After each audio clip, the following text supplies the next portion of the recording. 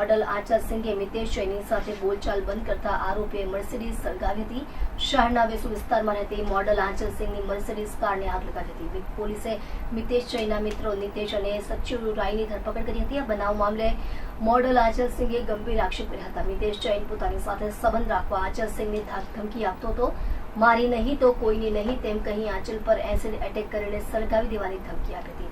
આંચલ સિંહ ક્યાં જઈને કોને મળે છે તે સહિત વિગત જાણવા માટે કારમાં જીપીએસ સિસ્ટમ ચિપકાવી હતી। આરોપીઓએ મોડલના સગા સંબંધીઓની કારને પણ નુકસાન પહોંચાડ્યું હતું। ગત તારીખ 29 મે 2025ના રોજ અલથાણ પોલીસ સ્ટેશનમાં આ કામના ફરિયાદી જે છે એ આરોપી મિતેશ જૈન વિરુદ્ધ પોતાના ફેક એકાઉન્ટ બનાવીને પોતાના જે સાથે રિલેશનના સમયના ફોટોગ્રાફ્સ છે એ ફેક એકાઉન્ટ પર અપલોડ કરીને એમના ફેમિલી મેમ્બરને વાયરલ કરવાના, આ ઉપરાંત એમને અજાણ્યા નંબર પર વોટ્સઅપથી એમની સાથે ગાળી ગલોચ કરવાની એક ફરિયાદ આપેલી, જેના આધારે અલથાણ પોલીસ સ્ટેશને જે આરોપી જે છે મિતેશ જૈન એને વડોદરાથી સયાજીગંજ પોલીસ સ્ટેશને અટક કરેલ હોય તેની પાસેથી કાયદેસર રીતે પકડી લાવીને આજરોજ જે છે ગઈકાલે અટક કરેલ છે અને આજરોજ એને યોગ્ય જામીન રજૂ કરતા જામીન મુક્ત કરેલ છે।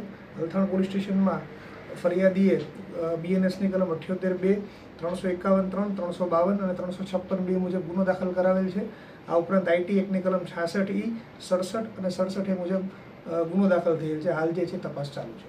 ફરિયાદીનું એવું જણાવેલ છે કે ભાઈ જે તે સમયે એ લોકો જ્યારે એકબીજા સાથે રિલેશનમાં હતા ત્યારના જે એમના કોમન ફોટોગ્રાફ્સ છે એ આજે પણ એમની પાસે છે અને જે પોતાના ફરિયાદીના જે સગા સંબંધીઓ છે એને ફરિયાદીના નામનું ખોટું જે છે ઇન્સ્ટાગ્રામ ID બનાવીને એના દ્વારા એ મોકલે છે, એ રીતની એમની રજૂઆત।